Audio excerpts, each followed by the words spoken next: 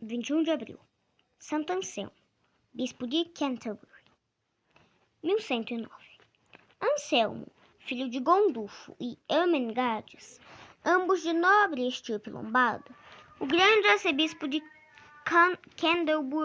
Canterbury, nasceu em Aosta, no Piemonte, em 1033.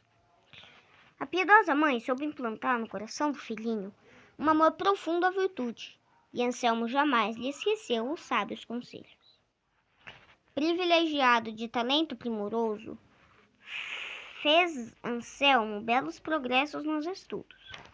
Não tendo ainda 15 anos de idade, manifestou desejo de dedicar-se à carreira eclesiástica, e neste intuito procurou um abade, o qual, porém, prevendo o protesto do pai, lhe negou a admissão.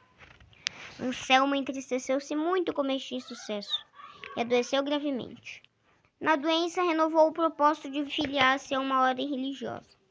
Restabelecido da moléstia, Anselmo não mais se lembrou do que se propusera. Pelo contrário, mudou de ideias de tal maneira que, em vez de servir a Deus, procurou o bem-estar nos divertimentos e prazeres mundanos. Por felicidade, perdeu o amor do pai, que começou a tratá-lo com aspereza. Anselmo, não querendo sujeitar-se às arbitrariedades e injustiças do progenitor, ausentou-se do país e passou 3 anos na Borgonha, julgando que, com a ausência, as coisas melhorassem. De fato, melhoraram, voltando ao jovem o antigo amor ao estudo. Tendo-lhe chegado o conhecimento de que o célebre mestre, seu compatrício Lanfranc, se dedicava ao magistério num convento, dirigiu-se-lhe pedindo admissão entre seus discípulos. Sob a direção de Lanfranc, fez progressos tais que em poucos meses se distinguiu entre todos os condiscípulos. Voltou também ao coração de Anselmo o amor à virtude e à oração. Tomou novo vulto a antiga resolução de ser sacerdote. Desta vez a pôs em execução. Na idade de 27 anos, tomou o hábito de São Bento. A mudança da vida foi tal que, passado o tempo de noviciado e mais 3 anos de professo, foi eleito sucessor do mestre Lanfranc no cargo de prior. Houve quem que, com inveja e malquerência, observasse o progresso do jovem religioso, mas Anselmo, com paciência, delicadeza, amor e justiça, soube desarmar todos os desafetos. O dia passava instruindo os discípulos nas ciências profanas e divinas, para dedicar a oração às horas silenciosas da noite. Aos doentes dispensava um cuidado particular. Não só os visitava frequentes vezes, mas com as próprias mãos lhes prestava os serviços que o Estado exigia. Profundo e constante era-lhe o amor à sagrada paixão e morte de Jesus Cristo. Copiosas e amargas lágrimas derramava, chorando os desvários da mocidade. Deu-lhe um horror tal ao pecado que preferia precipitar-se no inferno a ofender a Deus. Do pecado, por menor que fosse, fugia com todo escrúpulo, porque, vendo nele uma ofensa a Deus, o considerava um grande mal, de que podiam depender grandes interesses da alma. Grande devoção tinha a Santíssima Virgem Maria. Entre os grandes escritores da Igreja, figura Anselmo entre os primeiros que ensinaram e defenderam a Imaculada Conceição.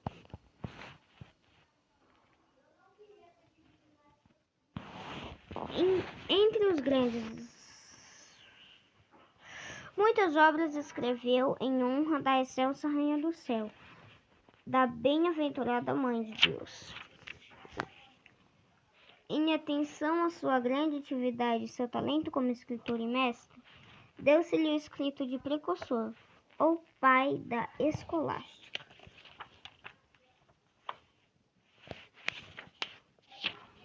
morreu o abade Eluíno em 1073, a comunidade elegeu Anselmo seu sucessor.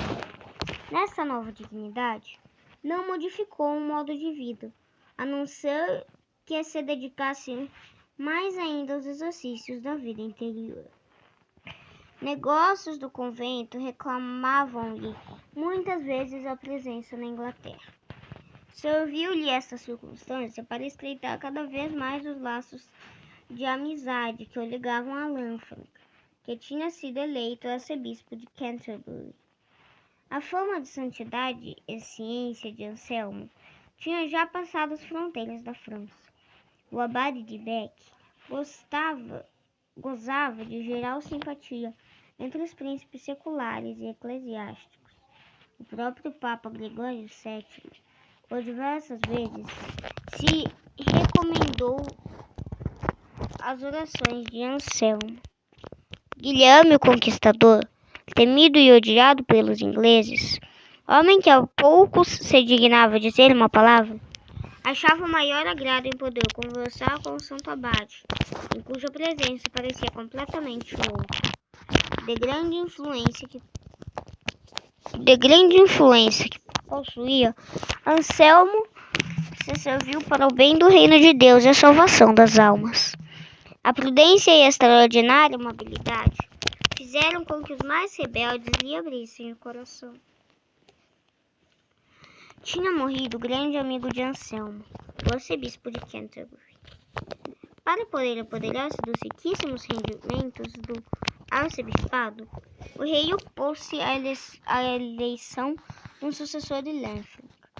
Deus mandou-lhe uma doença gravíssima que modificou o pensado monarca.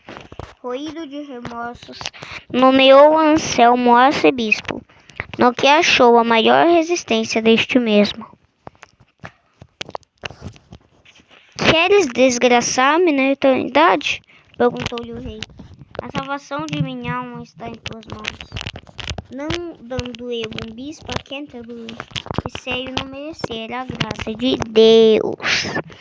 Os bispos e grandes do reino apoiaram a opinião do rei e insistiram como Anselmo, para que não opusesse resistência. Tua oposição, disseram-lhe eles, serve-nos de escândalo. E se persistires na tua resolução, responderás diante de Deus por todos os males que sobrevieram. Anselmo, porém, persistiu na recusa. Só depois de formal declaração do rei de reconhecer a legitimidade de Gregório VII como Papa e da promessa de fazer a restituição dos bens ilegalmente tirados da arquidiocese de Canterbury, aceitou a dignidade que lhe fora oferecida. Mal tinha o rei recuperado a saúde, esqueceu-se dos bons propósitos. No intuito de conquistar a Normandia, exigiu dos súditos novos impostos. Anselmo deu-lhe 200 libras de prata, soma avultadíssima naqueles tempos. Quando, porém, o rei exigiu a contribuição de outras 200 libras, respondeu-lhe Anselmo que não era lícito dispor dos bens da igreja, por serem bens dos pobres. Outros abusos e irregularidades que existiam e que reclamavam uma reforma, Anselmo recomendou-as ao rei com a maior insistência. Em vão, diversas abadias continuavam sem abade. Aos bispos era negado o direito de reunirem-se em conferências para tratarem dos interesses das dioceses. O rei começou a enxergar em Anselmo um conselheiro importuno, um empecilho incômodo na execução dos seus planos.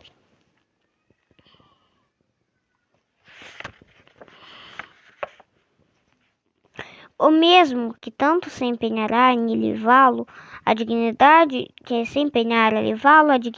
de arcebispo, pôs agora em ação todos os recursos para fazê-lo renunciar.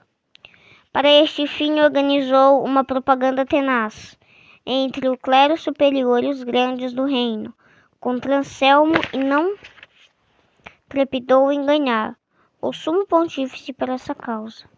Nada, porém, conseguiu, tendo o desgosto de ver os planos fracassarem, um por um. Restava-lhe só recorrer à força, e por este meio se apoderou dos bens da arquidiocese de Canterbury. Deixando seu protesto nas mãos do rei, Anselmo apresentou seu papa, o qual lhe tomou a defesa contra o procedimento ilegal e arbitrário de Guilherme, sem porém conseguir que este abandonasse a política injusta. Gregório VII, vendo a contumácia do monarca, teria lançado excomunhão contra ele, se Anselmo não tivesse insistido com empenhadas súplicas que tal pena não fosse aplicada.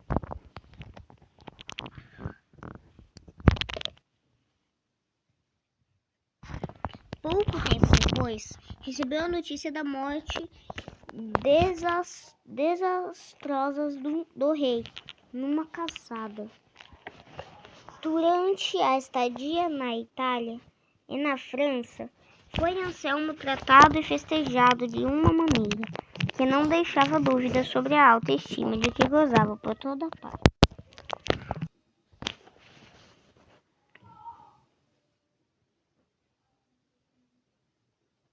O sucessor de Guilherme, Henrique I, parecia ser animado de ideias mais conciliadoras. Um dos seus primeiros atos foi convidar Anselmo para que voltasse para a Inglaterra. A entrada do santo na diocese revestiu-se do maior brilho e a audiência que teve como monarca teve de caráter de muita cordialidade. Era a opinião geral que a paz estava restabelecida. Os fatos, porém, não justificaram esta doce esperança. Henrique consentia que Anselmo retomasse o governo da arquidiocese de Canterbury, com a condição, porém, do arcebispo aceitar o poder das mãos do monarca e prestar-lhe o juramento de vassalagem. Anselmo, baseando-se na decisão do último concílio celebrado em Roma, que condenou o abuso da investidura, protestou contra esta atitude do rei. Henrique negou-se a reconhecer a autoridade do concílio em questão e apelou para o Papa. Estavam as coisas neste pé quando no horizonte político surgiu ameaçadora uma nova tempestade. Roberto, duque de Normandia, irmão de Henrique, achando-se de volta de uma campanha na Palestina, queixou-se amargamente da injustiça que lhe fora feita, de terem-no preterido na sucessão do trono da Inglaterra. Não satisfeito com as razões justificativas, resolveu fazer valer seus direitos à coroa e declarou guerra ao irmão. A situação tornou-se assaz crítica para Henrique, visto que elevado número dos grandes tomou o partido de Roberto. Neste grande embaraço, pediu a intervenção de Anselmo, prometendo-lhe nunca mais se imiscuir em negócios eclesiásticos. Devido à grande autoridade e ao extraordinário prestígio do arcebispo, os grandes desistiram da política e resolveram guardar fidelidade a Henrique. Bem depressa se esqueceu este das promessas, e a luta pela investidura recomeçou. Anselmo dirigiu-se novamente a Roma, onde encontrou todo o apoio. Proibido de voltar para a Inglaterra, ficou Anselmo na França, onde achou cordial acolhimento da parte do bispo de Lyon. A luta da investidura terminou em 1106. Achou-se uma fórmula que satisfez ambas as partes. Anselmo pôde voltar para a arquidiocese, onde foi recebido com grandes manifestações de alegria geral. Poucos anos pôde Anselmo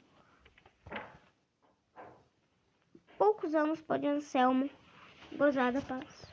O peso dos anos já se fazia sentir. Em 21 de abril de 1109, na idade de 76 anos, entregou a alma para o descanso eterno. Numerosos e grandes milagres foram-lhe observados no túmulo. Um fidalgo, sofrendo de lepra, recuperou a saúde, tendo bebido da água em que o santo tinha lavado as mãos depois da celebração da Santa Missa. O Papa Clemente XI deu a Anselmo o título honroso de doutor da Igreja. Santo Anselmo tinha pavor do pecado. Se de um lado visse o pecado, dizia ele, e do outro as portas do inferno abertas, e devendo escolher entre um e outro, eu preferia lançar-me no inferno, sem cometer um pecado. Como Santo Anselmo, pensam todos aqueles que têm compreensão do pecado e de sua grande maldade. Qual é o teu conceito em relação ao pecado? Tens dele pavor e aborrecimento? Melhor que a boca? Teu modo de viver responder-te-á. Se com toda facilidade cometes pecados, onde está então o medo, o pavor de ofender a Deus? E medo, pavor do pecado não tens, porque te falta a compreensão da maldade dele. Que deves fazer para alcançar este pavor? Pedir a Deus, como o cego do Evangelho: Senhor, fazei que veja. Dai-me a graça de conhecer a maldade do pecado. Conhecer e chorar os pecados é o início da salvação. São Jerônimo.